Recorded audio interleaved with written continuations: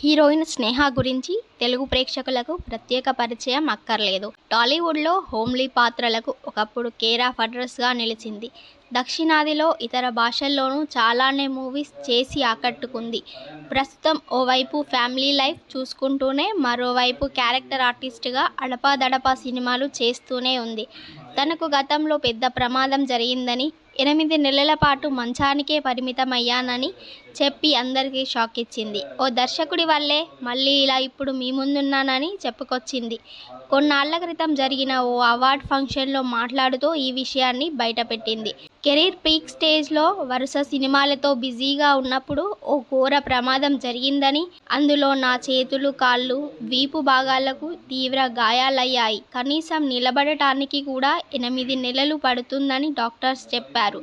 నిజంగా చెప్పాలంటే ఆ రోజుల్లో నరకం అనుభవించారు. కెరీర్ అక్కడితో ముగిసిపోతుందని అనుకున్నప్పుడు ఆ టైంలో దర్శకుడు కరుపళయనిప్పన్ పార్థిబన్ కనువు స్టోరీతో నా ముందుకు వచ్చారు.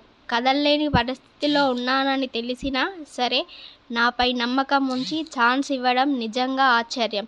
ఆయన ఇచ్చిన ధైర్యం, ప్రోత్సాహంతోనే మళ్ళీ కెమెరా ముందుకు వచ్చాను. ఆ దశ చాలా కష్టమైనది, కానీ అదే నన్ను మరింత బలంగా మార్చింది అని స్నేహ ఎమోషనల్ అయ్యింది. తెలుగు కుటుంబానికే చెందిన స్నేహ అసలు పేరు సుహాసిని. ముంబైలో పుట్టి షార్జాలో పెరిగింది. ఓ క్రికెట్ మ్యాచ్ సందర్భంగా ఈమెని చూసిన ఓ మలయాళ నిర్మాత హీరోయిన్గా అవకాశం ఇచ్చారు.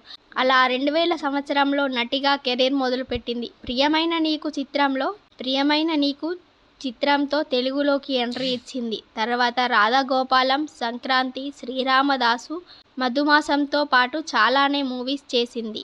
తమిళ నటుడు ప్రసన్నన్ని పెళ్లి చేసుకుంది. అనంతరం సన్ ఆఫ్ సత్యమూర్తి, వినయ విధేయరామ తదితర చిత్రాల్లో సహాయక పాత్రలు చేసింది. రీసెంట్ టైంలో అయితే దళపతి విజయ్ గోట్లో కనిపించింది.